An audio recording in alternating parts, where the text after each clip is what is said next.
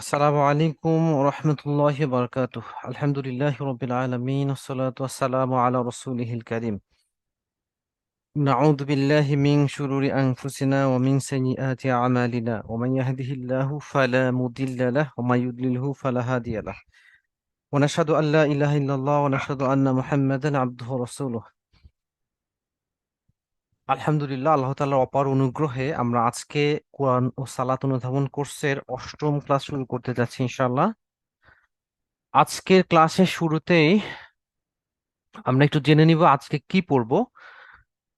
আজকে আমরা পড়ব পবিত্র কোরআন থেকে সূরা আন-নাস এবং ব্যাকরণ অংশ থেকে বর্তমান ও ভবিষ্যৎকালীন ক্রিয়া। তবে আজকে ক্লাসের শুরুতেই, ক্লাস শুরু করার আগে আমরা বরাবরের মতোই সর্বশেষ কুইজ নিয়ে প্রশ্নোত্তর সংক্ষেপে একটু আলোচনা করে আমরা মূল ক্লাসে ফিরে আসবো ইনশাআল্লাহ।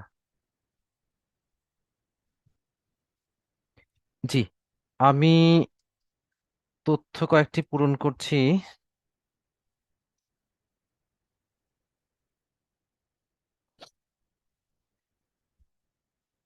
প্রথম প্রশ্ন ছিল, ফালাক অর্থ কি? আমরা শিখেছিলাম ফালাক অর্থ সকাল বা উষা। মূলত কোনো কিছু উদিত হওয়াকে, কোনো একটা থেকে আরেকটা বিষয় বের হওয়াকে ফালাক বলে, এবং এখানে রাত থেকে দিনটা উদিত হয়েছে বা বের হয়েছে, এই জন্য এটাকে ফালাক বলা হয়েছে। খলাক অর্থ কি? খলাক অর্থ তিনি সৃষ্টি করেছেন, তিনি সৃষ্টি করেছেন। এটা আমরা সরাসরি সূরা থেকে দিয়েছি। মান অর্থ কি?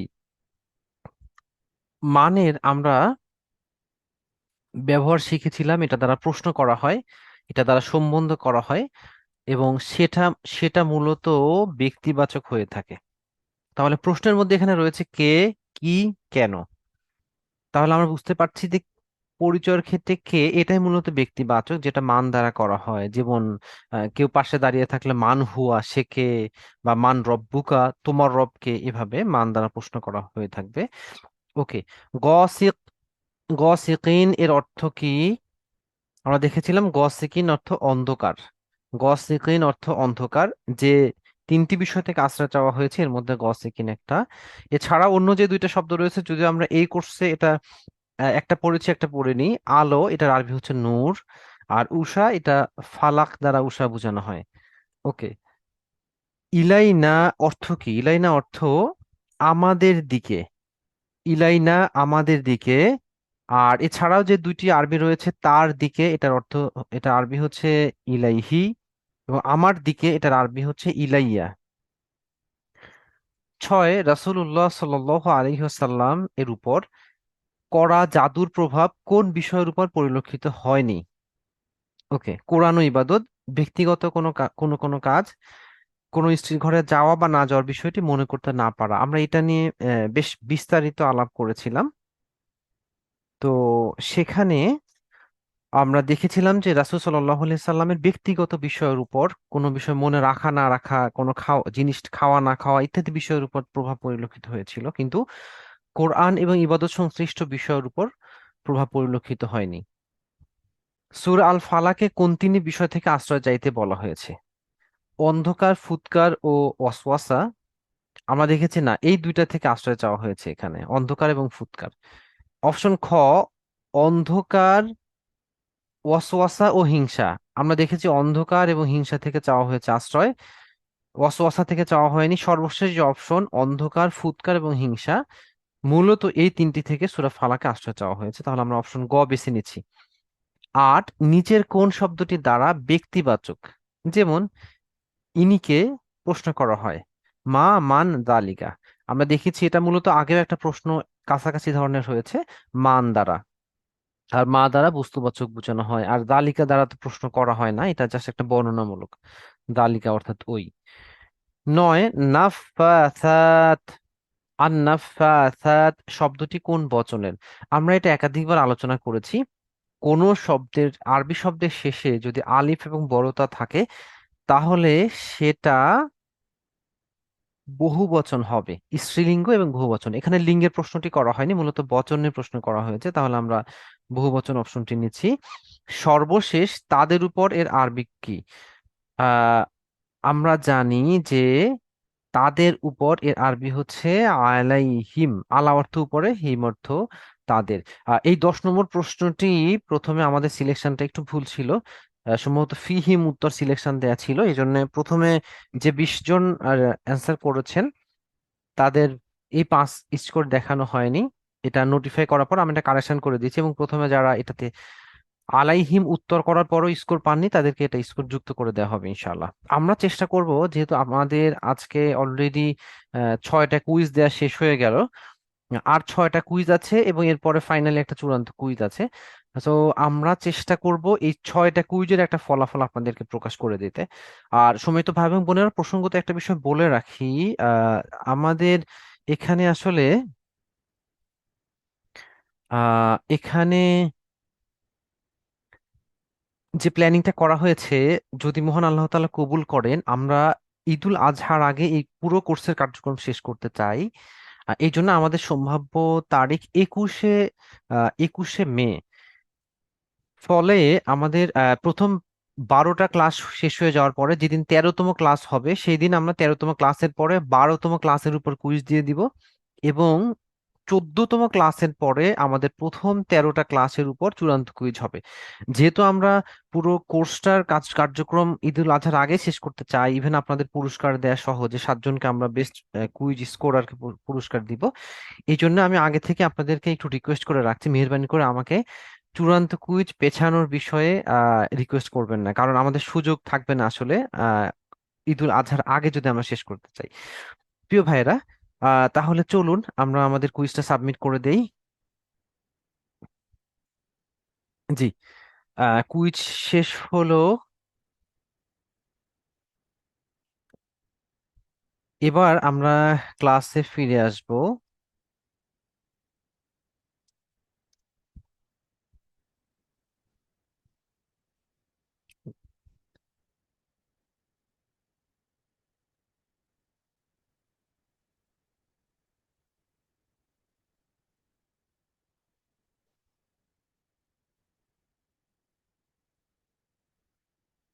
জি, আজকে আমরা পবিত্র কোরআন থেকে সূরা আন-নাস এবং বর্তমান ও ভবিষ্যৎকালীন ক্রিয়াপদ থেকে অধ্যয়ন করবো ইনশাআল্লাহ। এবং এরই মধ্য দিয়ে এই কোর্সের জন্য নির্ধারিত পবিত্র কোরআনুল কারিমের মোট 7টি সূরা আলোচনা শেষ হবে ইনশাআল্লাহ। এবং এর পরবর্তী অংশে আমরা এই পরবর্তী ক্লাসগুলোতে বিভিন্ন সূরা দোয়াগুলো পড়বো ইনশাআল্লাহ। ক্লাসের সূরার আলোচনা শুরু করার আগে আমরা আজকে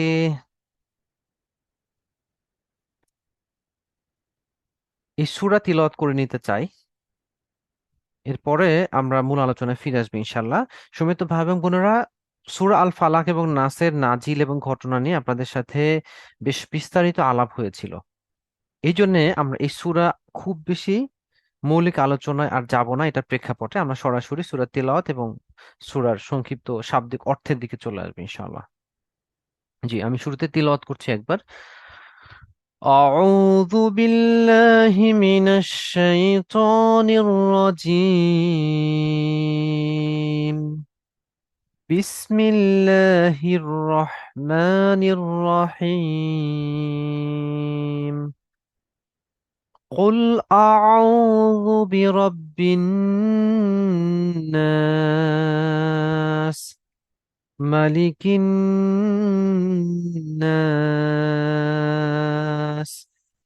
إله الناس، من شر الوسواس الخناس، الذي يوسوس في صدور الناس من الجنة والناس। আমানতু বিল্লাহ। আলহামদুলিল্লাহ, আমরা তিলাওয়াত শেষ করলাম। এবার আমরা সূরার শাব্দিক অর্থের দিকে আগাবো ইনশাআল্লাহ। এবং বরাবরের মতোই আপনাদেরকে আমি অনুরোধ করতে চাই যে শাব্দিক উচ্চারণ এবং অর্থ আপনারা আমার সাথে একটু মেহেরবানি করে রিপিট করবেন। প্রথম শব্দ কুল, বলো, কুল। বলো। যেহেতু আজকে আমাদের অষ্টম ক্লাস এবং আমরা দেখেছিলাম যে পুরো আমাদের যে টার্গেট আছে 55 ভাগ কোরআনের শব্দের শব্দার্থ মুখস্থ করে ফেলা, এর মধ্যে থেকে অলমোস্ট 40% আমরা প্রায় কাভার করে ফেলেছি। সো বেশ কিছু শব্দ আমরা রিপিট বা কমন পাবো ইনশাআল্লাহ। যেমন এই আয়াতে সবগুলো আমরা ইতিপূর্বে অধ্যয়ন করেছি আলহামদুলিল্লাহ। জি। কুল অর্থ বলো। কুল অর্থ বলো। আউযু, আমি আশ্রয় চাই। আমার সাথে, যদিও আপনাদের জানা আছে, এরপরেও মেহেরবানি করে আমার সাথে একটু রিপিট করবেন। আউযু, আমি আশ্রয় চাই। আউযু, আমি আশ্রয় চাই। তাহলে আউযু বিল্লাহ, আমি আল্লাহর কাছে আশ্রয় চাই। আউযু বিল্লাহ, আমি আল্লাহর কাছে আশ্রয় চাই। বিরব্বি, রবের কাছে। বিরব্বি, রবের কাছে।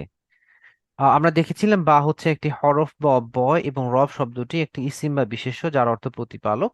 তাহলে রব্বি, রবের কাছে।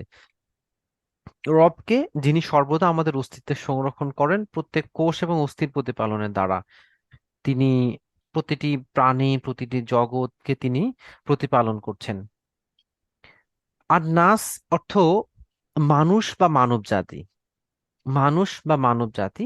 আমরা এটা নিয়ে বেশ আগে একাধিকবার আলোচনা করেছিলাম যে আল ইনসান দ্বারা, ইনসান দ্বারা সব মানুষকে বোঝানো হয় কিন্তু একক সম্বোধনের মাধ্যমে, এবং নাস দ্বারা সামষ্টিকভাবে মানব জাতি বা জনগণ বা সামষ্টিক সম্বোধন একসাথে বোঝানো হয়। বচনের দিক থেকে প্রশ্ন আসলে ইনসান শব্দটি এক বচন এবং নাস শব্দটি বহুবচন।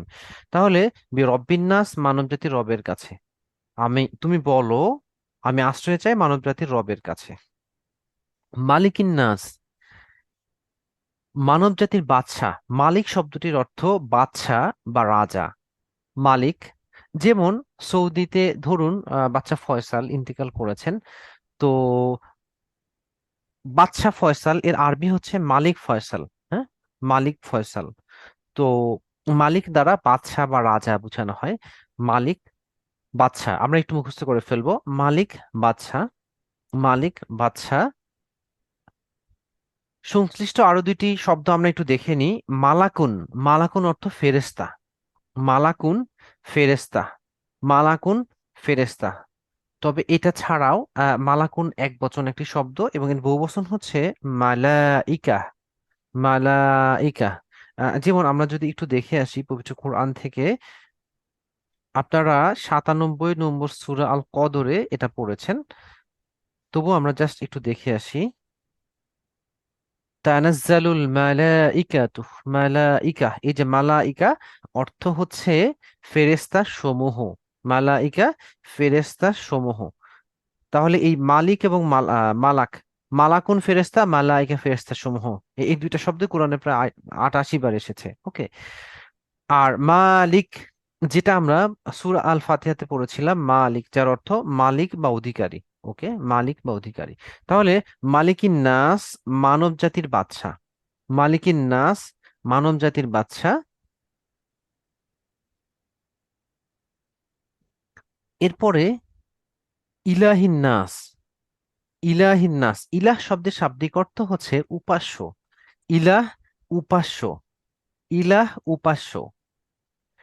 ইলাহ শব্দটি শাব্দিকভাবে এক বচন, এর বহুবচন হচ্ছে আলিহা। আলিহা, উপাস্য। ইলাহ শব্দটি শাব্দিকভাবে এক বচন এবং বহুবচন হচ্ছে উপাস্য। কোরআনে এই দুটি শব্দের ব্যবহারই লক্ষ্য করা যায়।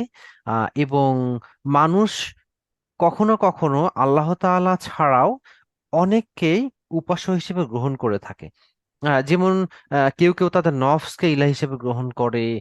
কেউ কেউ তাদের আলেমদেরকে ইলাহ হিসেবে গ্রহণ করে, এবং সেটা বলা হয়েছে যে আলেমদেরকে ইলাহ হিসেবে গ্রহণ করার বিষয়ে বলা হয়েছে যে আলেমরা যেটা হালাল করে সেটা হালাল, আলেমরা যেটা হারাম করে সেটা হারাম। মানুষ যখন তাদেরকে এই রেসপন্সিবিলিটি দিয়ে দেয় হালাল হারামের, তো ব্যাপারটা এইরকম যে তারা তাদেরকে ইলাহ হিসেবে গ্রহণ করে।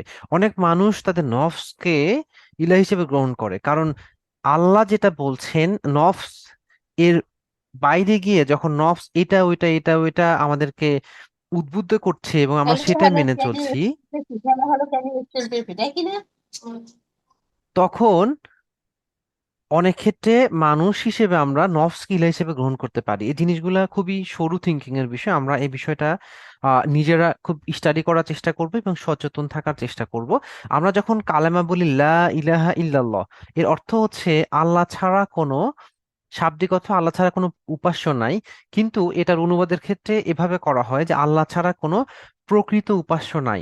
মানে প্রকৃত উপাস্য তো একজনই, একজনই। এবং আপনি দেখবেন যে অনেকে তো ইলাহ হিসেবে গ্রহণ করে। যেমন আমরা যদি কোরআন থেকে একটু দেখে আসি, আমাকে যদি একটু সময় দেন। নূহ আলাইহিস সালামের সময় নূহ আলাইহিস সালাম আমাদের দাওয়াতি কাজের জন্য অনুপ্রেরণার এক আহ, অত্যন্ত জায়গা, যিনি দীর্ঘ সময় ধরে অত্যন্ত পরিশ্রম করে বিভিন্ন প্রতিকূলতার মধ্য দিয়ে আল্লাহ তাআলার দিকে মানুষকে আহ্বান করা চালিয়ে গিয়েছেন। এবং তিনি যখন মানুষকে দাওয়াত দিলেন তারা গ্রহণ করলো না, তারা রাস্তা পরিবর্তন করে যেত, কানে আঙ্গুল দিত, কানে কাপড় দিত। এরপরে হচ্ছে যে উনি দিনে দাওয়াত দিতেন, কখনো রাতে দিতেন, কখনো জোরে কখনো আস্তে। এই বিষয়গুলো 71 নম্বর সূরা নূহতে বিস্তারিত আলোচনা করা হয়েছে। এবং সেখানে যেটা দেখা যায় যে তারা, যাদেরকে দাওয়াত দেওয়া হলো, তারা দাওয়াত গ্রহণ করলো না। এবং একটা পর্যায়ে তারা, দেখেন আমি একটু বের করি, যেখানে তারা তাদেরকে বলছে যে অকলু, এবং তারা বলল লা তাযারুন্না, তোমরা পরিত্যাগ করো না আলিহাতাকুম। দেখেন এই যে আলিহা, আলিহা, আলিহা মানে হচ্ছে ইলাহ সমূহ। ছোটতা এখানে একসাথে করে ফেলার জন্য বড়তা হয়ে গিয়েছে। ইলাহ সমূহ আর কুমর্থ তোমাদের, এটা আপনারা জানেন ইতিমধ্যে। সো আলিহাতাকুম, তোমরা তোমাদের ইলাহ সমূহকে পরিত্যাগ করো না। এখানে কয়েকজন ইলাহের নামও দেয়া হয়েছে। ওয়ালা তাযারুন্না, তোমরা পরিত্যাগ করো না ওয়াদ্দা, ওয়াদ, ওয়ালা সুয়া, সুয়া, সুয়া, এটা এটা তাদের এক একজন ইলাহের নাম। ইয়াগুস, ইয়াউক, নাসর। এবং হচ্ছে এটার প্রেক্ষাপটটা আমরা খুব সংক্ষেপে বলে আগাবো। নূহ আলাইহিস সালামের, মানে এই এই যে কিছু ইলাহের নাম তাদের দৃষ্টিকোণ থেকে উল্লেখ করা হয়েছে। এই লোকগুলো ব্যক্তিগতভাবে ভালো ছিল, এবং তারা যখন চলে গেল, তারা দুনিয়া থেকে তারা চলে গেল, মানে তারা ইন্তেকাল করলো। তখন কিছু মানুষ বলল যে এরা তো অনেক ভালো ছিল, তাইলে একটা কাজ করি, আমরা এদের মূর্তি বানায় রাখি, যেন এদেরকে মূর্তি দেখলে আমাদের তাদের ভালো কাজগুলো আমাদের মনে পড়ে এবং আমরা উৎসাহিত হইতে পারি। এই জেনারেশনটাও চলে গেল। সেকেন্ড জেনারেশন যখন আসলো, তখন তারা আগের কথাবার্তাগুলো ভুলে গেল, এই মূর্তিগুলো কেন বানানো হয়ে গেল তারা ভুলে গেল, এবং তাদেরকেই তারা ইলাহ হিসেবে গ্রহণ করলো। এবং এই জন্য দেখবেন ইসলামে কোন একজন নবী মারা যাওয়ার পরে, কোন সাহাবী মারা যাওয়ার পরে, তাদের কবর নিয়ে, তাদের রেখে যাওয়া কোন স্মৃতি নিয়ে ইত্যাদি বিষয়গুলো নিয়ে বাড়াবাড়ি করতে অত্যন্ত অত্যন্ত নিষেধ করা হয়েছে, খুব সতর্কতার সাথে। তো যাই হোক, আমরা এই বিষয়ে সচেতন থাকার চেষ্টা করবো ইনশাল্লাহ। আমরা কেউ মারা গেলে তার জন্য প্রয়োজনীয় সম্মান আমরা আল্লাহর কাছে কামনা করব, কিন্তু আমরা পূজারি বানায় ফেলবো না। আল্লাহ আমাদের সচেতন থাকার তৌফিক দান করুন। সময় তো ভাই এবং বোনেরা, তাহলে আমরা দেখলাম যে ইলাহুন এক বচন, ইলাহ, আর বহুবচন হচ্ছে আলিহা। আচ্ছা, এটা আমরা জেনে রাখলাম। এবার আয়াতে ফিরে আসি, যেখানে বলা হচ্ছে ইলাহিন নাস, মানুষের উপাস্যের, মিং শাররিল ওয়াসওয়াসিল খন্নাস। মিং শাররি, মিং শাররি অর্থ ক্ষতি থেকে, মিন অর্থ থেকে, সার অর্থ ক্ষতি বা অকল্যাণ। এটা আমরা আগের দিনে পড়েছিলাম। তবে এটাও আমরা বলেছিলাম যে এটা কখনো কখনো সরাসরি ক্ষতি হয়, আবার কখনো কখনো এটা ক্ষতির কারণ হয়। আপাত দৃষ্টিতে দেখতে এটা এরকম অনেক বিষয় আছে যেটা দেখতে কল্যাণকর মনে হয়, কিন্তু এর মধ্যে অকল্যাণ লুকিয়ে থাকে। আমরা চেষ্টা করব প্রত্যেকটা বিষয়ে, যখন কোনো কিছু নতুন ব্যবহার করব, নতুন জামা বা হচ্ছে নতুন যন্ত্রাংশ, যে কোনো কিছু এর মধ্যে থেকে থাকা কল্যাণ আমরা আল্লাহর কাছে কামনা করব, এবং অকল্যাণ থেকে আমরা আল্লাহর কাছে আশ্রয় চাবো। ওকে।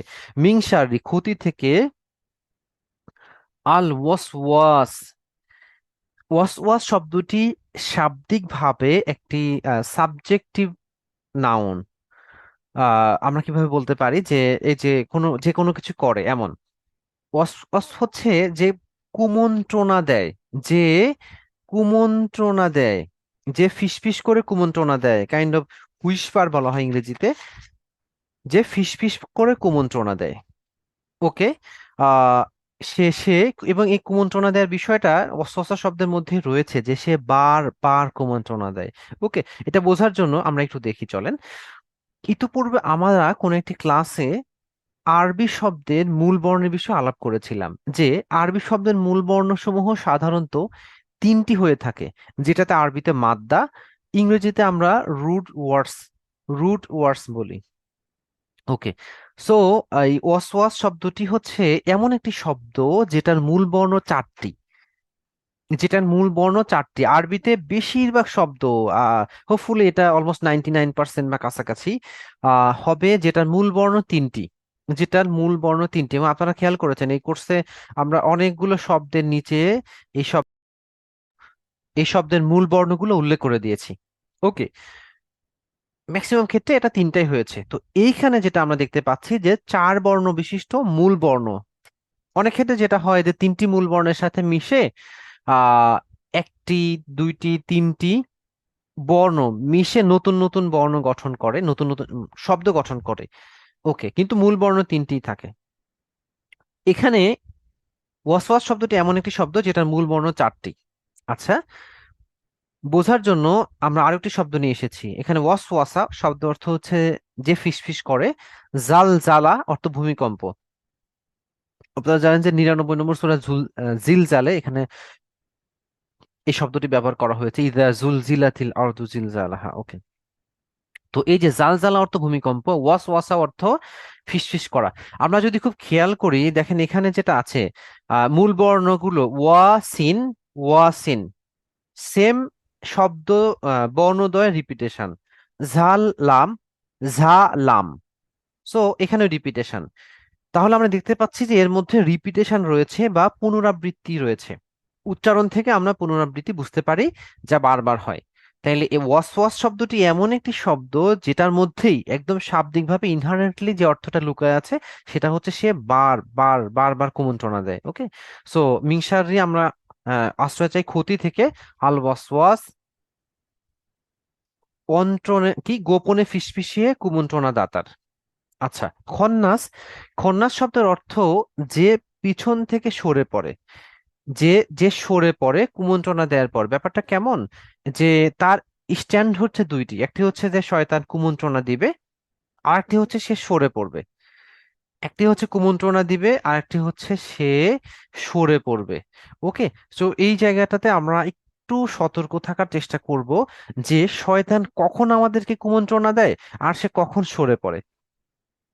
খুব সিম্পলি যদি আমরা বলি যে শয়তানের অ্যাক্টিভিটিটা কেমন হবে, সে ওয়াসওয়াস এই স্ট্যান্ডে কখন থাকবে, সে কখন আমাদেরকে ওয়াসওয়াসা দিবে, যখন আপনি আল্লাহকে ভুলে যান।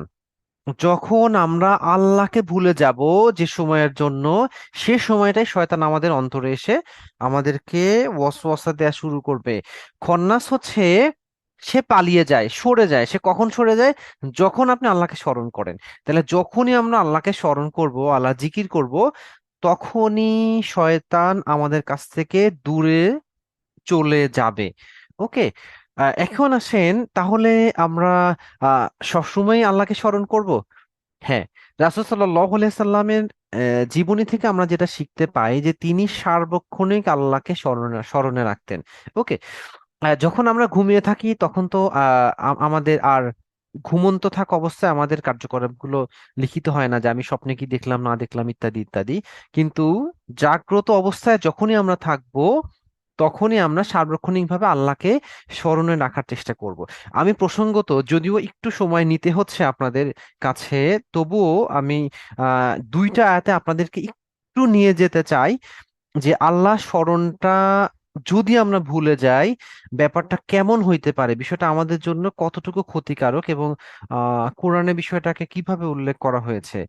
ওকে, দেখেন সূরা হাসর খুব পরিচিত একটি সূরা, যে সূরা আমরা নামাজে সাধারণত তেলাওয়াত করে থাকি ম্যাক্সিমাম সময়ে। এই সূরার একদম শেষ রুকুতে বলা হচ্ছে,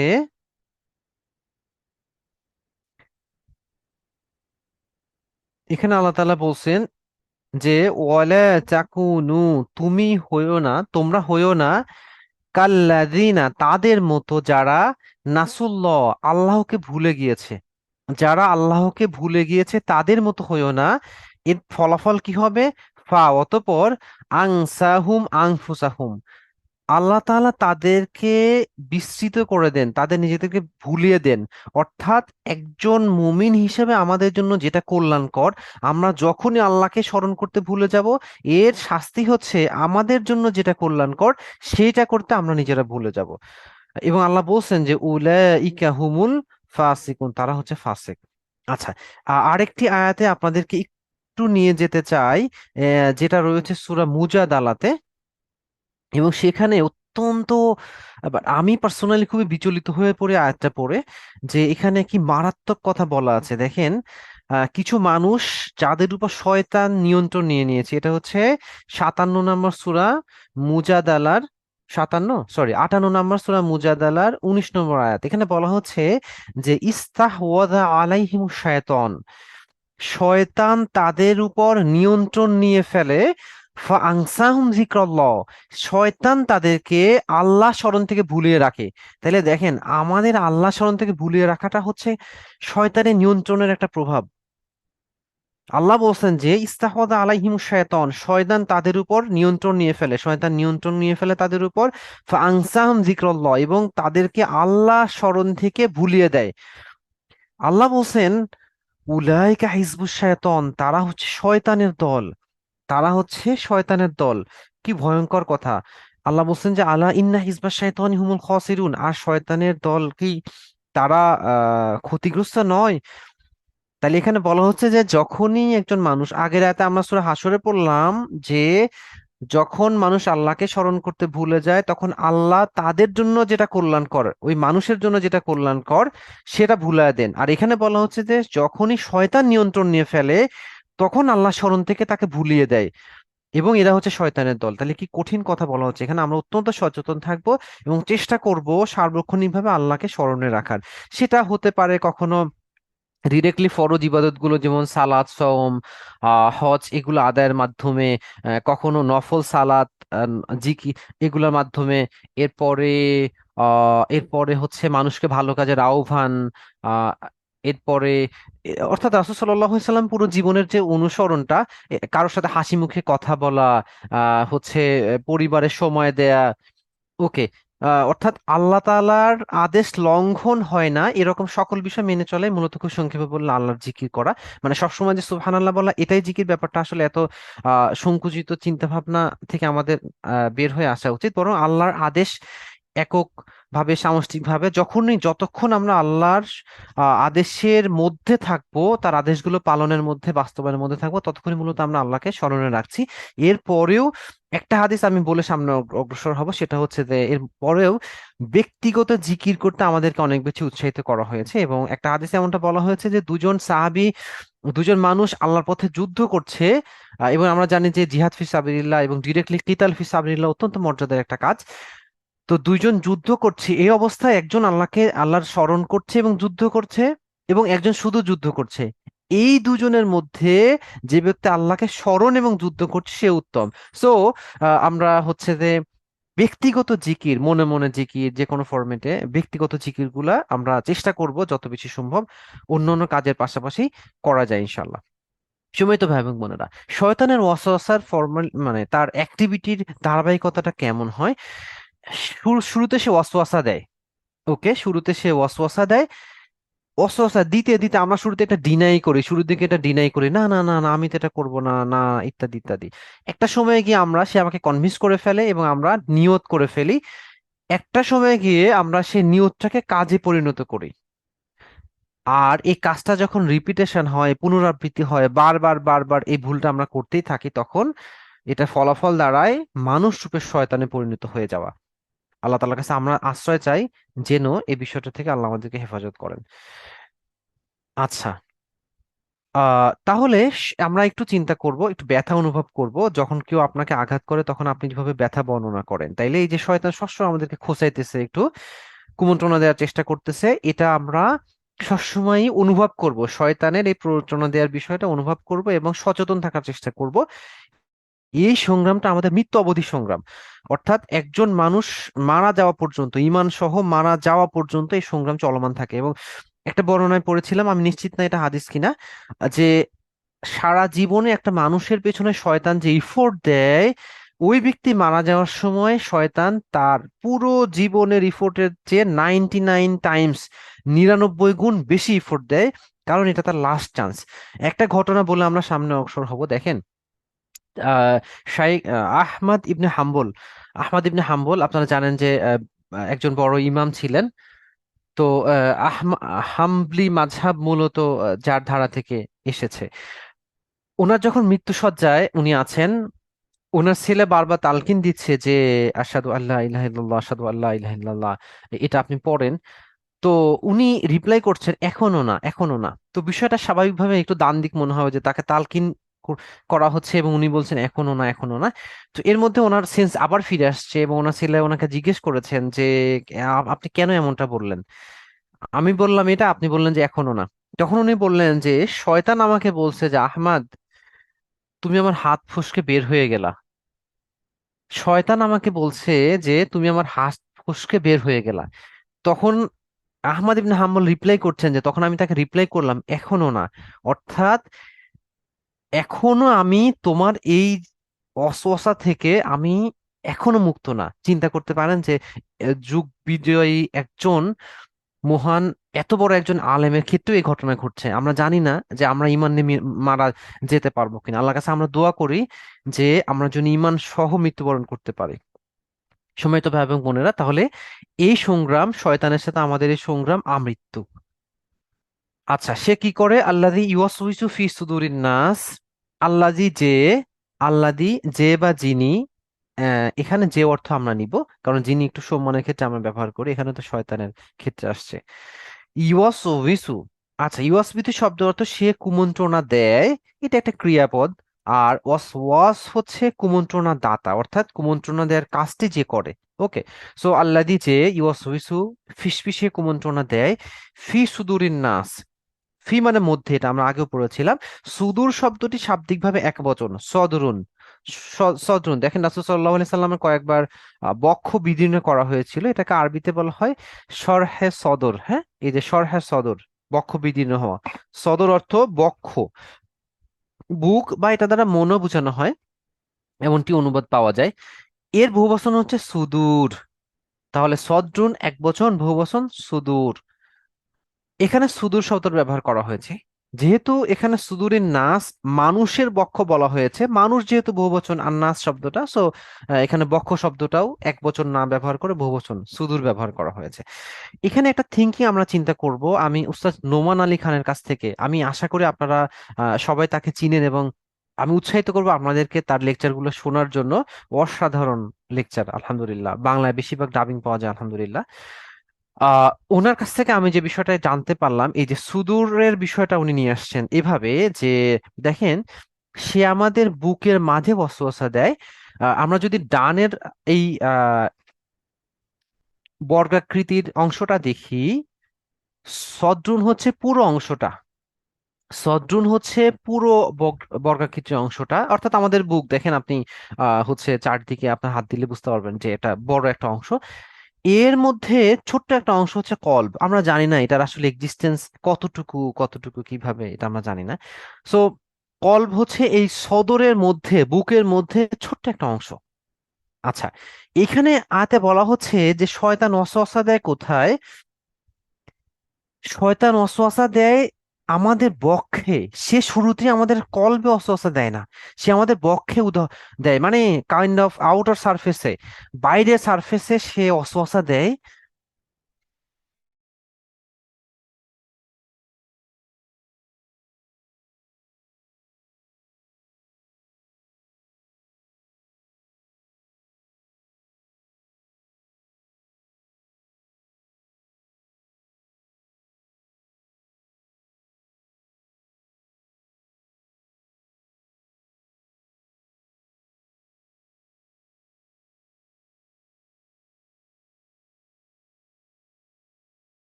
আসসালামু আলাইকুম, শোনা যাচ্ছে না?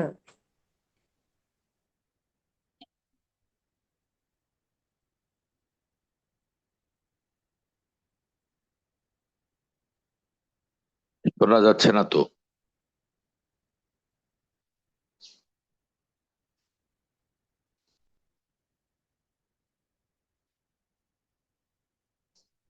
আসসালামু আলাইকুম। জি, আমাকে শুনতে পাচ্ছেন এবার? জি, এখন শোনা ও যাচ্ছে। রহমতুল্লাহ জি, শুনতে এখন পারছি। জি, শোনা যাচ্ছে। আমি আমার আচ্ছা। বিদ্যুৎ, জি জি, বিদ্যুৎ চলে গিয়েছিল। আমার একটু সময় দিবেন, কয়েক সেকেন্ড একটু।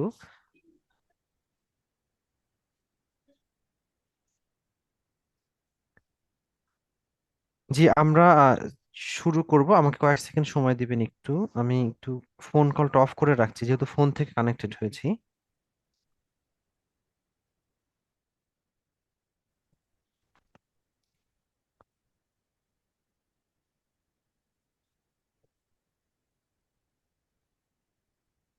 জি, আমি আশা করি আপনারা দেখতেও পাচ্ছেন।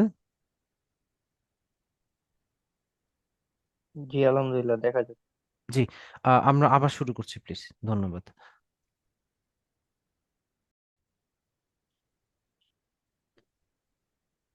জি, আলহামদুলিল্লাহ, আমরা আবার যুক্ত হতে পেরেছি।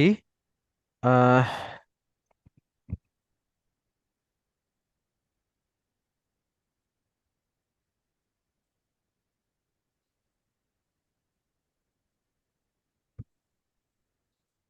জি, আমরা যেটা আলাপ করছিলাম, যে এখানে আল্লাহ তাআলা বলছেন যে ফি সুদুরিন নাস। আমরা নোমান আলী খানের লেকচার নিয়ে একটু আলাপ করছিলাম, যে উনি এটার যে ব্যাখ্যাটা দিচ্ছিলেন, আমি যতটুকু একটু কাভার করতে পারি, যে শয়তান আমাদেরকে ওয়াসওয়াসা দেয় আমাদের অন্তরে, মানে আমাদের বুকে ওয়াসওয়াসা দেয়, এবং এটা হচ্ছে আমাদের কলব থেকে বাইরের একটা অংশ, অর্থাৎ বক্ষের ভিতরের একটা অংশ হচ্ছে কলব। ব্যাপারটা এইরকম, যে ধরেন একজন মানুষের একটা ঘর আছে, একটা বারান্দা আছে। শয়তান শুরুতে একদম ভেতরে প্রবেশ করে না, সে বারান্দায় আসছে। সো সেখান থেকে সে ট্রাই করছে আমাদের সুযোগ আছে এই অবস্থায় তাকে এখান থেকে দূরে সরিয়ে দেওয়ার। বাট আমরা যদি তাকে অ্যাকসেপ্ট করি, তাকে সেখানে আশ্রয় দেই, একটা সময় সে ঘরে প্রবেশ করবে এবং ঘরে নিয়ন্ত্রণ নিয়ে নিবে। সেম ওয়ে শয়তান আমাদের বুকে আশ্রয় দেয়, সে অস্বস্থা দেয়। এটাকে যদি আমরা দূরে সরায় দেই আল্লাহকে স্মরণ করে, সো আমরা একটা সেফার জায়গায় চলে যেতে পারবো। আমরা যদি সেটা না করে আমরা তাকে অ্যাকসেপ্ট করি, এটা গ্রহণ করা শুরু করি, তার ওয়াসওয়াসা অনুযায়ী নিয়ত করা এবং কাজ করা শুরু করি, একটা পর্যায়ে গিয়ে সে আমাদের অন্তরের নিয়ন্ত্রণ নিয়ে নেয়, এবং বলা যায় যে তখন আমরা একটা মানুষরূপী শয়তানে পরিণত হই। এই জন্য শয়তানের ওয়াসওয়াসা যদি আমরা প্রথম ধাপেই এটা দূরে সরিয়ে দিতে পারি, এটা আমাদের জন্য কল্যাণকর হবে। একটা ঘটনা আপনারা হয়তো অনেকেই জেনে থাকবেন, যেটা বেশ আগের একটা ঘটনা, যে একজন মানুষ ছিল, আহ, যিনি ছিলেন তার এলাকায় সবচেয়ে ইবাদত গুজার একজন মানুষ। তো তাকেই শয়তান প্ররোচনার মাধ্যমে একটা পর্যায়ে দুজন মানুষ খুনকারী, একজন জিনাকারী এবং সবশেষে শয়তানের সিজদাকারী হিসেবে আহ তাকে দুনিয়া থেকে বিদায়ের ব্যবস্থা নেয়। তো এই ঘটনা খুব প্রসিদ্ধ একটা ঘটনা। আমি সময় স্বল্পতার জন্য এটা এখন আর টানবো না। ওনার নাম বার্সিসা। আপনার ইউটিউবে সার্চ দিলে পাবেন। তারপর আমি চেষ্টা করব যে আমি ইউটিউব লিঙ্কটা আপনাদেরকে গ্রুপে দিয়ে দেওয়ার জন্য, যে শয়তান আসলে কেমনে একজন মানুষকে, পরহেজগার মানুষ থেকে একদম একদম দিনহীন একটা মানুষে নিয়ে যায়, তার একটা উদাহরণ। আল্লাহ আমাদেরকে যেন সচেতন থাকার তৌফিক দান করে। সময় তো ভাই এবং বোনেরা, তাহলে চলুন আমরা সামনে অগ্রসর হই। আহ আল্লাযী ইউওয়াসবিসু, যে অস্ওয়াসা দেয়, কুমন্ত্রণা দেয়, ফি সুদুরিন নাস, আমাদের বুকের মাঝে, মানুষের বুকের মাঝে। আচ্ছা, তারা কারা হতে পারে? মিনাল জিন্নাতি ওয়ান নাস। মিন থেকে, মিন থেকে, জিন্না অর্থ জিনদের মধ্য থেকে। জিন, জিন না, এটা জাস্ট জিন জাতি বোঝানো হচ্ছে, জিনদের মধ্য থেকে। তাইলে আমরা একটু মাথায় রাখবো যে শয়তান সর্বদা সর্বদা আমাদের সাথে আছে। আর শয়তান ভর করছে এমন বাড়ি আর খুঁজতে হবে না, সব জায়গায় শয়তানের পদচারণা আছে। আমরা আমাদের আমল, আমাদের জিকির, আল্লাহর কাছে আশ্রয় চাওয়া ইত্যাদি বিভিন্ন বিষয়ের মাধ্যমে আমরা শয়তানের এই ওয়াসওয়াসা থেকে হেফাজত থাকার চেষ্টা করবো ইনশাল্লাহ। আয়াতের শেষের অংশ, মিনাল জিন্নাতি, জিনদের মধ্যে থেকে, ও নাস, এবং মানুষের মধ্যে থেকে। ও অর্থ এবং, নাস অর্থ মানুষ, এটা আমরা জানি। আর কোরআনের শেষ শব্দটিও আমাদেরকে সতর্ক করছে আমরা যেন সৎ চরিত্রের মানুষদের সাথে সম্পর্ক রাখি। এবং এখানে ওয়াসওয়াসা দেয়া যারা যে কাজটা যারা করে তারা হতে পারে সরাসরি জিন বা শয়তানের মধ্যে থেকে, হতে পারে তারা মানুষের মধ্যে থেকে। এই জন্য আমরা চেষ্টা করব যে আমরা আমাদের সারাউন্ডিংসে যে লোকগুলোর সাথে ওঠা বসা করি, এই লোকগুলা যেন ইমানদার লোকগুলা হয়।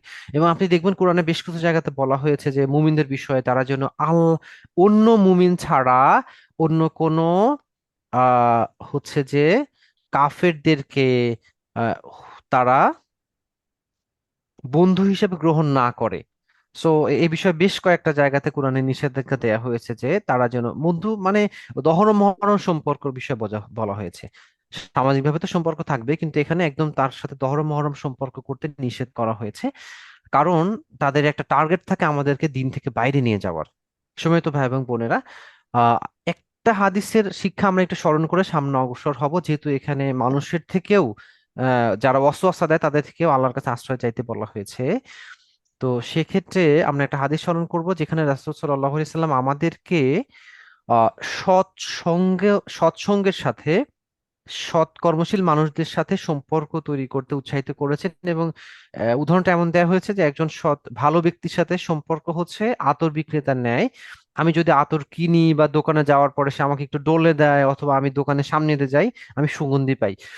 আর খারাপ সংসর্গের সাথে খারাপ ব্যক্তিদের তুলনা করা হয়েছে এমন যে হাপারের সাথে, যে আপনি যদি কোনো লেনদেন করেন তার সাথে, মানে একটা কিছু বানায় নেন, তাহলে তার আপনার দুর্গন্ধ পাবেন সেখান থেকে। কিছু না পাইলেও আপনি যদি কামারের দোকানের পাশ দিয়ে যান তাইলেও সেই ধোঁয়া গন্ধ এগুলো পাবেন। সো ভালো এবং খারাপ মানুষদের সাথে চলা হচ্ছে এরকম দুইটি উদাহরণ।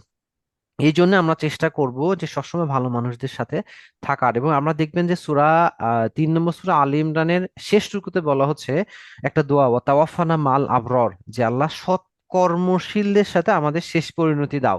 সো সৎ কর্মশীলদের সাথে আমরা চললেই না শেষ শেষ পর্যন্ত সৎ কর্মশীলদের সাথে পরিণতি পাওয়াটা আমাদের জন্য বেশি সহজ হইতে পারে। কারণ হাদিসে যেটা আমরা মানে যেটা আমরা পাই যে যে ব্যক্তি যাদের সাথে যাদের ওঠা বসা, যাদের সাথে তাদের চলাফেরা, যাদের সাথে তাদের সাদৃশ্যতা, তাদের সাথে তাদের শেষ পরিণতি হবে বা তাদের সাথে তাদের হাসর নাসর হবে। এই জন্য আমরা সার্বিক বিষয়ে মাথায় রেখে সৎকর্মশীলদের সাথে সার্বক্ষণিক চলাফেরা করার, ওঠা বসা করার তো চেষ্টা করবো ইনশাল্লাহ। সম্মানিত ভাই এবং বোনেরা, আমরা সূরা ফালাক এবং নাস পড়ে ফেলেছি। আমরা যদি একটু সংক্ষিপ্তভাবে লক্ষ্য করি যে সূরা আল ফালাকে তিনটি বিষয় থেকে আশ্রয় চাইতে বলা হয়েছে। একটি হচ্ছে গসিকিন ইদা ওয়াকব, অন্ধকার যখন সেটা অন্ধকারাচ্ছন্ন হয়ে যায়। আর নাফাসাতি ফিল উকাদ, ফুৎকার দানকারিণী যখন সে গিরায় ফুৎকার দেয়। এবং হাসিদিন ইদা হাসাদ, হিংসুকের থেকে যখন সে হিংসা করে। আমরা দেখব যে সূরা নাসে তিনটি বিষয়ের উল্লেখ করা হয়েছে। যেখানে সূরা ফালাকে মাত্র রব্বিল ফালাক একটা বিষয়ের উল্লেখ করা হয়েছে, সেখানে সূরা নাসে তিনটা বিষয়ের উল্লেখ করা হয়েছে: রব্বিন নাস, মালিকিন নাস এবং ইলাহিন নাস, অর্থাৎ মানুষের রব, বাদশা এবং ইলাহ। একটা বিষয় থেকে, মাত্র একটা বিষয় থেকে আশ্রয় চাওয়া হচ্ছে, সেটা হচ্ছে মিংশরিল ওয়াসওয়াসিল খান্নাস, যে শয়তানের এই যে ফিসফিসিয়ে কুমন্ত্রণা দাতার অকল্যাণ থেকে। তাইলে বোঝা যাচ্ছে যে এখানে মাত্র একটা বিষয় থেকে আশ্রয় চাওয়া হয়েছে আল্লাহর তিনটি গুণাবলী স্মরণ করে। তাহলে সূরা ফালাকে একটি গুণাবলী স্মরণ করে তিনটি বিষয় থেকে আশ্রয় যেটা চাওয়া হয়েছে, এই বিষয়গুলো, এই যে অন্ধকারের ক্ষতি, গিরায় ফুৎকার দেওয়ার ক্ষতি, হিংসার ক্ষতি, এই সাধারণত এগুলা দুনিয়া সীমাবদ্ধতা, মানে এই ক্ষতিগুলো দুনিয়াবী ক্ষতি। কিন্তু ওয়াসওয়াসা যদি আমাদেরকে শয়তান দিয়ে ফেলে, আমরা কনভিন্স হয়ে যাই, সে আমাদের পরকালকেই নষ্ট করে দিবে। দুনিয়াতেও নষ্ট করবে, পরকালকে নষ্ট করে দিবে। এই জন্য আমরা এ বিষয়ে অত্যন্ত সচেতন থাকার চেষ্টা করবো ইনশাল্লাহ। সম্মানিত ভাই এবং বোনেরা, আমরা আপনাদের সাথে প্রশ্নোত্তরে যাব ইনশাল্লাহ ক্লাসের মূল অংশ শেষ হওয়ার পরে। এ পর্যায়ে আমরা ব্যাকরণ অংশে চলে যাচ্ছি। কওয়ায়েদ অর্থ ব্যাকরণ। ওকে, সো সবাই আমরা একটু দীর্ঘ নিঃশ্বাস নেব।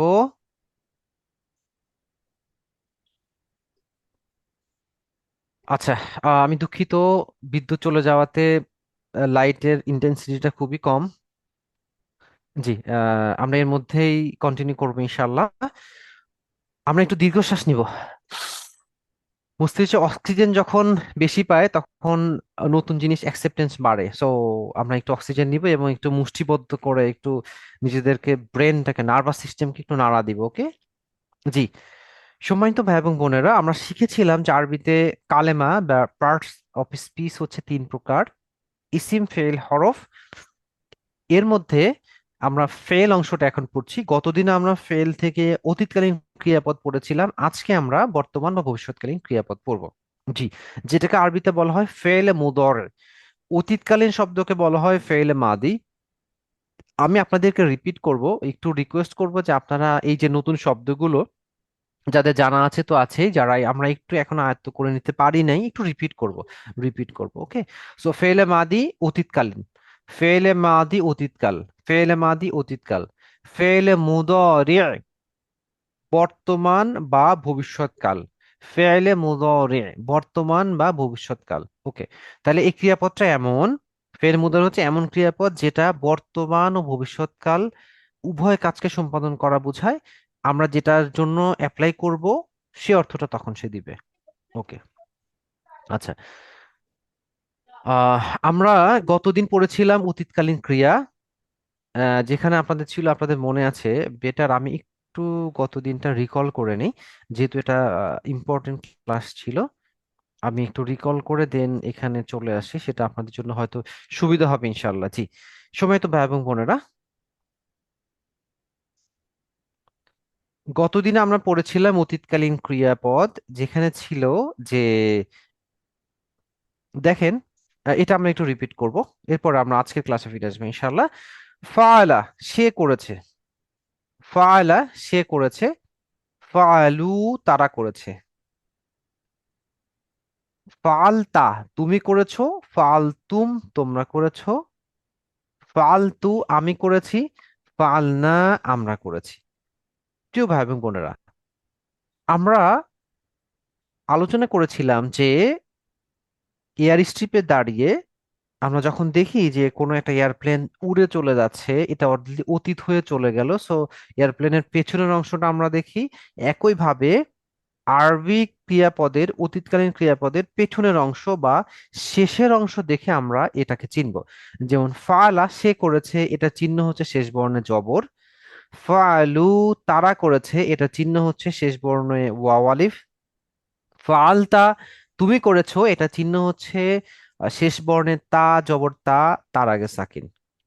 ফালতুম এটার চিহ্ন শেষ বর্ণে তুম, তার আগে সাকিন। ফালতু আমি করেছি, শেষ বর্ণে তা পেশ তু, তার আগে সাকিন। এবং ফালনা শেষ বর্ণে না এবং তার আগে সাকিন। তাহলে এটি হচ্ছে চিহ্নগুলো, এবং এই চিহ্নগুলো দেখে আমরা কোরআনে এই শব্দগুলো খুঁজে পাবো যে এই শব্দটা অতীতকাল, এই শব্দটা অতীতকালের থার্ড পারসন, এই শব্দটা অতীতকালের সেকেন্ড পারসন, এক বচন, বহু বচন ইত্যাদি বিষয়গুলো মূলত এই ইশারার মাধ্যমে এবং এই ছয়টি শব্দ আয়ত্ত করলেই আমরা এই চিহ্নগুলো খুঁজে ফিরবো ইনশাআল্লাহ। জি, এ পর্যায়ে আমরা আজকের পড়ায় চলে আসবো ইনশাআল্লাহ। দেখেন, যেটাকে আমরা ফেলে মুদরে বলছি, এখানে শব্দগুলো কি, চিহ্নগুলো কি। প্রথমত, বর্তমান কাল যদি কন্টিনিউয়াস হয়, যে আমি করছি, তাহলে কেমন হবে? সে করছে, আমার সাথে একটু আপনারা রিপিট করবেন। সে করছে, তারা করছে, তুমি করছো, তোমরা করছো, আমি করছি, আমরা করছি। ওকে, এটা যদি আমরা করছি বলি, আর যদি করব তাহলে কেমন হবে?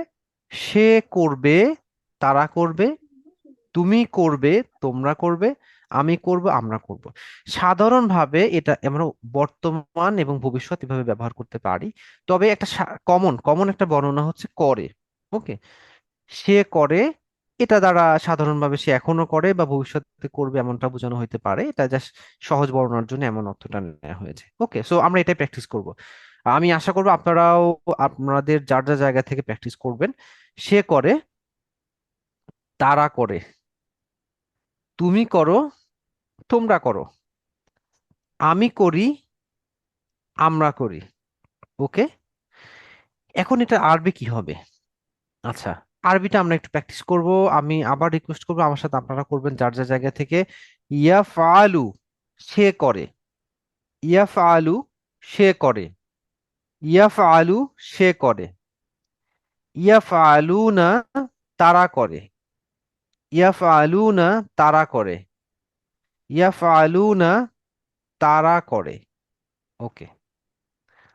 তাফআলু, তুমি করো। তাফআলু, তুমি করো। তাফআলু, তুমি করো। তাফআলুনা, তোমরা করো। তাফআলুনা, তোমরা করো। তাফআলুনা, তোমরা করো। আচ্ছা, এবং ফার্স্ট পারসন আফআলু, আমি করি। আফআলু, আমি করি। আফআলু, আমি করি। নাফআলু, আমরা করি। নাফআলু, আমরা করি। নাফআলু, আমরা করি। দেখেন আমি ছয়টা আবার রিপিট করছি, আমার সাথে আপনারাও রিপিট করবেন। ইয়াফআলু, সে করে। ইয়াফআলুনা, তারা করে। তাফআলু, তুমি করো। তাফআলুনা, তোমরা করো। আফআলু, আমি করি। নাফআলু, আমরা করি। প্রিয় ভাই এবং বোনেরা, এবার আমরা চিহ্ন মনে রাখবো কিভাবে? আচ্ছা, চিহ্ন মনে রাখবো। দেখেন, মনে করেন যে এই যে অনেকদিন আগে আমরা বলেছিলাম যে আফ আলু আমি করি, নাফ আলু আমরা করি। আপনাদের মনে আছে যে হামজা থাকলে আমি আর নুন থাকলে আমরা, এটা আমরা আগে আলাপ করেছিলাম সেই প্রথম ক্লাস থেকে। এটা হচ্ছে এই কারণটা যে কারণে আফ আলু আমি করি, এখানে হামজা আছে আমি, আর নাফ আলু নুন আছে আমরা। এটা হচ্ছে মূল কারণ। দেখেন, আফ আলু এই ফরম্যাটে সে পড়েছে, নাফ আলু এই ফরম্যাটে পড়েছে, এই জন্য আমি আমরা অর্থ হচ্ছে। এবার এটা চিহ্ন কি? আমরা ভবিষ্যৎ দেখার জন্য, সরি, ভবিষ্যৎ দেখা বলতে আপনারা আবার অন্যভাবে নিন না, মানে ভবিষ্যৎকালীন শব্দ আমরা কিভাবে চিনব? আপনার মনে আছে গতদিন ক্লাসে আপনি উমরা করার জন্য বিদায় জানিয়েছিলেন, আজকে তিনি উমরা শেষ করে দেশে ফিরছেন, সো আপনি তার এয়ারপ্লেন নামার আগেই সেখানে উপস্থিত হয়েছেন যে দেখবেন তার এয়ারপ্লেনটা ঠিক মতো আহ, হচ্ছে সেখানে থামে কিনা, হ্যাঁ, ঠিক মতো অবতরণ করতে পারে কিনা। সো আপনি দাঁড়িয়ে আছেন, এয়ারপ্লেন উড়ে আসছে আপনার দিকে, আপনি দেখছেন এয়ারপ্লেনের সামনের অংশ।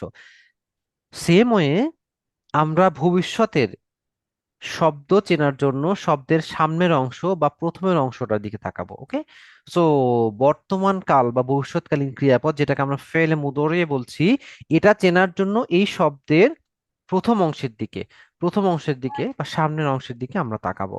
ওকে, সো এখানে সামনের অংশের দিকে কি আছে? সামনের অংশের দিকে যেটা আছে দেখেন যে ইয়াফআলু, শুরুতে ইয়া। হ্যাঁ, ইয়াফআলু, ইয়াফআলুনা, এই যে শুরুতে ইয়া আছে, তাহলে শুরুতে ইয়া থাকলে সেটা ফেলে মুদরে হতে পারে। ওকে, দেন তাফআলু, তাফআলুনা, শুরুতে তা, শুরুতে তা থাকলে সেটা ফেলে মুদরে হতে পারে। আর আফআলু, নাফআলু, শুরুতে হামজা এবং শুরুতে নুন, শুরুতে হামজা থাকলে আমি, নুন থাকলে আমরা। এই যে চারটি চিহ্ন দেখেন, ইয়া, ইয়া, ওকে, অর্থাৎ ইয়া, তা, তা, হামজা, নুন, অর্থাৎ এই যে চারটি বর্ণ, ইয়া, তা, হামজা, নুন, এই চারটি বর্ণ যদি কোনো একটি ক্রিয়াপদের শুরুতে থাকে তাহলে সেটা ফেলে মুদরে হতে পারে, হতে পারে। হ্যাঁ, সো এটা হচ্ছে আমাদের একটা এখান থেকে লার্নিং। আমরা মনে রাখার জন্য কি মনে করব, ধরেন এটা হচ্ছে আপনি, আপনি এখানে দাঁড়িয়ে আছেন আর আপনার ডান দিকে দূরে একজন দাঁড়িয়ে আছে যার নাম হচ্ছে ইয়াসির। ওকে, যার নাম হচ্ছে ইয়াসির। ইয়াসিরের প্রথম অংশ হচ্ছে ইয়া, জাস্ট মনে রাখার জন্য ইয়াসিরের প্রথম অংশ ইয়া, তাহলে ইয়া ফালু, ইয়া ফালুন না। আর আপনার সামনে একজন দাঁড়িয়ে আছে যে সেকেন্ড পার্সন, তার নাম হচ্ছে তাওফিক। তাওফিক তা দিয়ে শুরু, সো তাফালু, তাফালু না। মনে রাখার জন্য তাইলে আমি, আমরা তো হামজা নুন এটা তো অনেক আগে থেকে আমরা পড়ে আসছি। আর দূরে হলে ইয়া, সামনে হলে তা। আচ্ছা, তাহলে দেখেন এয়ারপ্লেনের সামনের অংশ আমরা দেখছি উড়ে আসছে। সো একইভাবে এটা ভবিষ্যৎ দেখার জন্য, ভবিষ্যৎ শব্দ বোঝার জন্য আমরা কি করব, শব্দের শুরু প্রথম অংশটা তাকাবো। ইয়া, ইয়া, তা, তা, হামজা, নুন। ওকে, সো এই চারটা বর্ণ আমরা খুবই মাথায় রাখবো যে চারটা বর্ণ শব্দের শুরুতে আসলে ফেলে মুদরে হতে পারে। কনফার্ম হওয়ার জন্য আরো কি করব দেখেন, শেষের দিকে একটু তাকাবো। ইয়াফ আলু, শুরুতে ইয়া, শেষে পেশ। ওকে, সো শুরুতে ইয়া শেষে পেশ থাকলে সে, এটা ফেলে মুদরের একটি শব্দ বা বর্তমান ভবিষ্যৎকালীন একটা শব্দ। শুরুতে ইয়া শেষে ওয়াও নুন, তাহলে এটা তারা। ওকে, শুরুতে ইয়া শেষে ওয়াও নুন, এটা এটা ফেলে মুদরের একটা শব্দ এবং তারা বুঝাবে। শুরুতে তা শেষে পেশ, শুরুতে তা শেষে পেশ, এখানে হলে তুমি তুমি তুমি, অর্থাৎ সেকেন্ড পার্সন বোঝানো হবে। ওকে, তুমি করছো বা তুমি করো। আর শুরুতে তা শেষে ওয়াও নুন, এটা হচ্ছে তুমি এর বহুবচন বা তোমরা তোমরা করো। তাহলে ইয়া পেশ সে, আর ইয়া ওয়াও নুন তারা। তা পেশ, অর্থাৎ শুরুতে তা শেষে পেশ তুমি, শুরুতে তা শেষে ওয়াও নুন তোমরা। আর হামজা শেষে পেশ আমি, নুন শেষে পেশ অর্থাৎ না ফালু আমরা। এইটা কখন আপনার আয়ত্ত হবে? যখন এই 6টি শব্দ আপনি একদম না দেখে বলতে পারবেন। ওকে, সো আমার বড় বাচ্চাটাকে কখনো বলি যে তুমি এমন ভাবে মানে না দেখে মুখস্থ করো, সে আমার জিজ্ঞেস করে বসে যে না দেখে কেমনে মুখস্থ করে। সো আমি আশা করি আপনারা এই কোশ্চেনটা আমারে করবেন না। So, না দেখে যেন আমরা বলতে পারি, রাইট?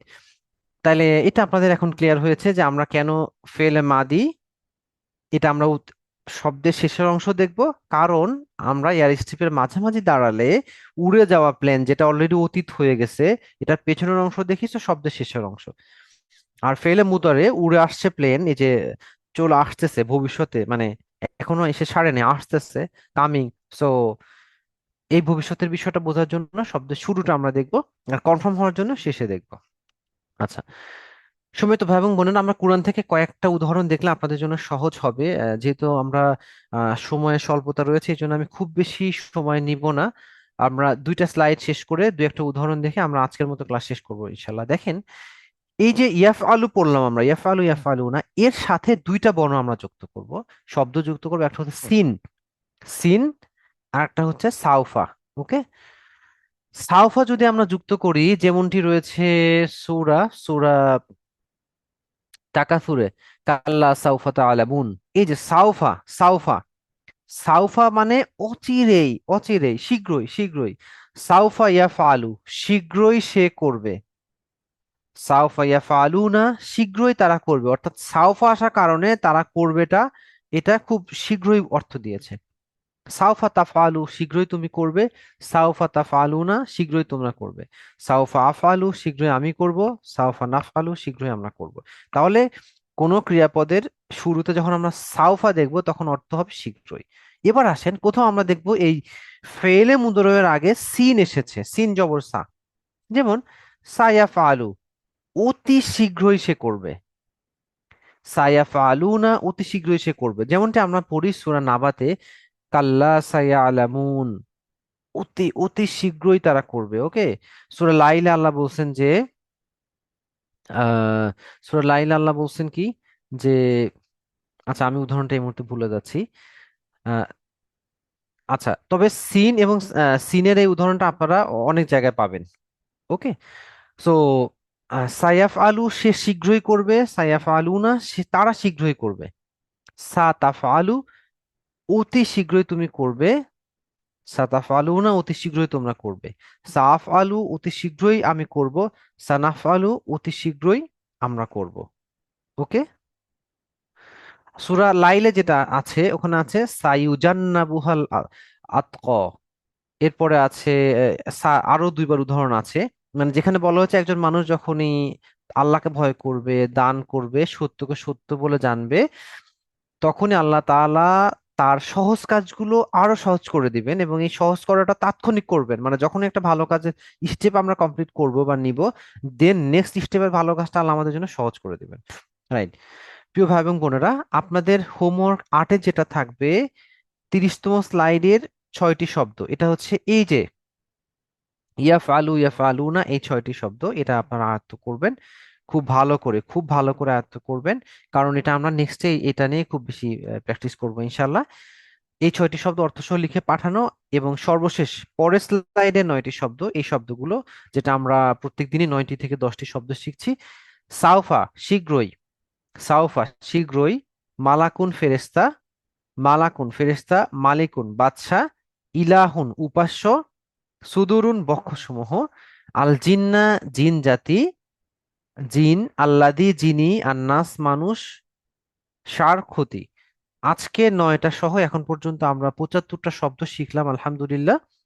এবং এই শব্দগুলো রিপিটেশন কোরআনে 30,181 বা 39%।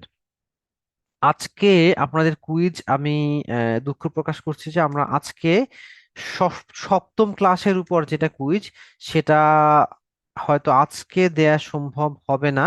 কুইজটা আমরা কালকে দেওয়ার চেষ্টা করবো ইনশাল্লাহ। আর আপনাদের হোমওয়ার্কটা আমরা আজকে দিয়ে দেবো ইনশাল্লাহ। হোমওয়ার্কটা খুবই ছোট, স্যাম্পল হোমওয়ার্কটা আপনাদেরকে দিয়ে দিব।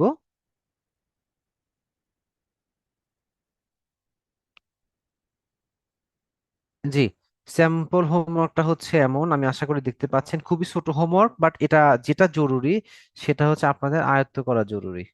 ওকে, আচ্ছা।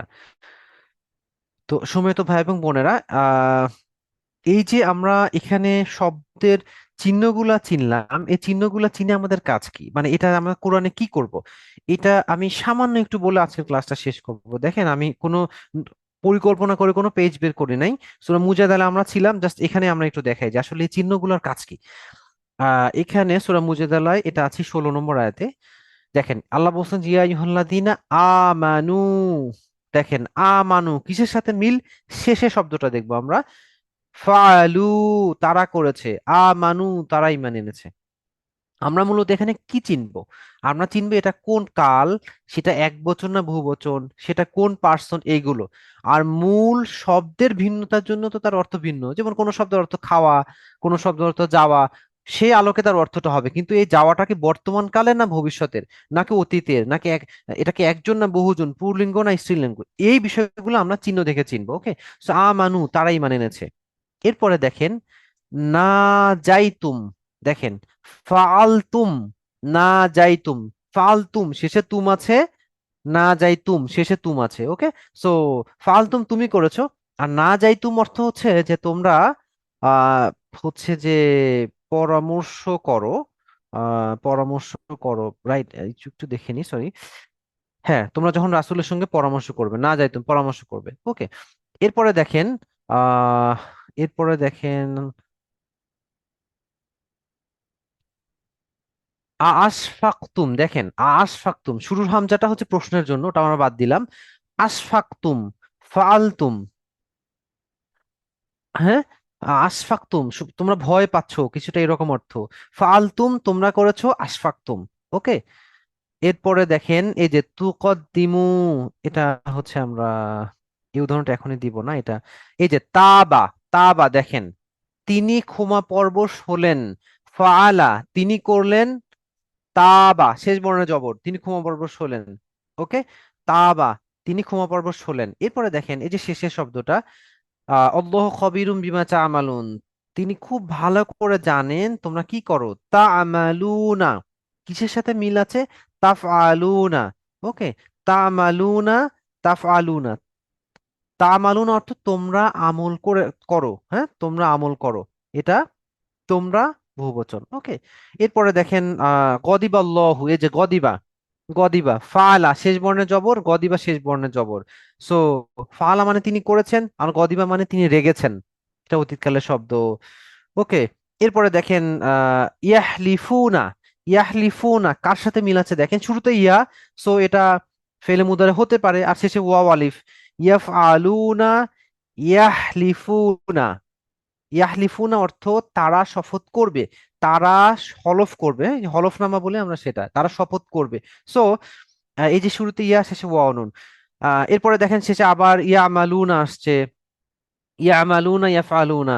এরপরে সব পরের আয়াত আসছে আদ্দা, আদাল্লাহ, আদ্দা মানে হচ্ছে গণনা করা, হ্যাঁ কাউন্ট করা। সো ফাআলা শেষ বর্ণে জবর, আদ্দা শেষ বর্ণে জবর। সো আপনি দেখেন যে একটা পেজে কত শব্দ পাচ্ছেন। এই যে ফেলে মাদি অলমোস্ট 5,000, আহ ফেলে মাদি আর ফেলে মুদরে যেটা আমরা পড়লাম অলমোস্ট 5,000। অর্থাৎ কোরআনে এই, আপনি যদি এই ছয়টা ছয়টা 12টা অতীত এবং বর্তমান কালে শব্দটা শিখে নেন, এই চিহ্নগুলো আয়ত্ত করে ফেলেন, তাইলে আপনি কোরআনের অলমোস্ট 10,000, 10,000 ক্রিয়াপদ, এবং আলটিমেটলি আসলে কোরআনে ক্রিয়াপদের ম্যাক্সিমামই হচ্ছে অতীত এবং বর্তমান, এর বাইরে খুব কম আছে। সো এগুলো আপনি চিনতে পারবেন। মূল অর্থটা আপনি জানবেন না, হয়তো এটা আপনাকে দেখে নিতে হবে, কিন্তু এটা অতীত না বর্তমান ইত্যাদি ইত্যাদি বিষয়গুলো এটা শিখে ফেলতে পারবেন। আজকে যদি আপনাকে বলে যে ধরেন নাউদু আমরা আশ্রয় চাই, কেউ যদি আপনাকে এসে বলে যে নাউদু অর্থ আমি আশ্রয় চেয়েছিলাম, আজকে আপনি বলবেন যে না ভাই, এটা আমি শিখে গেছি, এটা অর্থ ভবিষ্যতে বা বর্তমান কালে। সো এইভাবে আপনারা আয়ত্ত করে ফেলবেন ইনশাল্লাহ। তো সম্মানিত ভাই এবং বোনেরা, আমাদের ক্লাসের অংশটা আমরা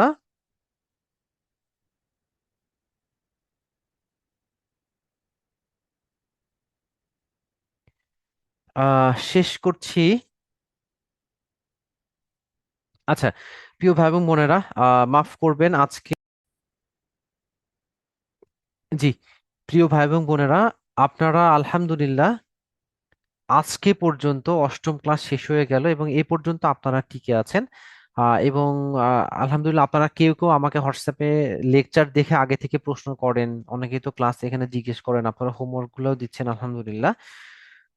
আমি আশা করব যে আপনাদের এই আগ্রহ শেষ পর্যন্ত টিকে থাকবে ইনশাল্লাহ, এবং আমরা ফলপ্রসূ একটা কোর্স শেষ করতে পারবো ইনশাল্লাহ। 7 নম্বর হোমওয়ার্ক আপনারা 71 জন জমা দিয়েছেন। 71 জন জমা দিয়েছেন। আমাদের তো রেজিস্ট্রেশন টোটাল আছে 127 জন। এর মধ্যে আপনারা 71 জন জমা দিয়েছেন। তো আমরা আশা করব যে বাকি যারা এখনো দেন নাই তারা হোমওয়ার্ক গুলো দিয়ে দেবেন ইনশাল্লাহ। আমাদের বিগত কুইজ গুলো আমরা অফ করে দিচ্ছি, বাট হোমওয়ার্ক গুলো দিবেন ইনশাল্লাহ। এটা আপনাদের পুরো কোর্স ফলপ্রসূ করতে সহযোগিতা করবে ইনশাল্লাহ। আমরা ক্লাস শেষ করব, তার আগে আবার একটু স্মরণ করে দিই, আজকে আমরা রেকর্ডটা আপনাদেরকে দিয়ে দেওয়ার চেষ্টা করব ইনশাল্লাহ। আর কুইজ খুব সম্ভবত আগামীকাল সকালের দিকে দিব ইনশাল্লাহ, যেটা আপনাদের সপ্তম ক্লাসের সিলেবাসে হবে। আপনারা সেটা কালকে বা পরশুদিন ক্লাসের আগে যে কোনো সময় দিয়ে দিবেন ইনশাল্লাহ।